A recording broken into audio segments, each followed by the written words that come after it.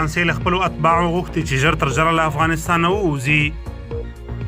د هیواد په ګوټ ګوټ کې د طالبانو له پرمختګونو سره سم په کابل کې د فرانسې سفارت په یوه خبرپاڼه کې خپلو ټولو اتباعو ته ویلي چې ژر تر ژره له افغانستانه ووځي او خپل هیواد ته ستانه شي.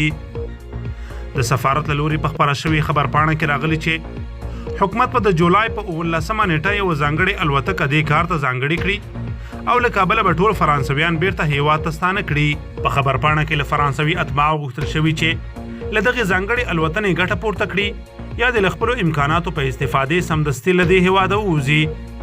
خبرپاڼه کې ویل شوي احیانا که څوک پاتې کېږي د جولای له 19 نیټې وروسته یې له افغانستانه په خوندي ډول د ایستلو ضمانت څوک نشي کولای.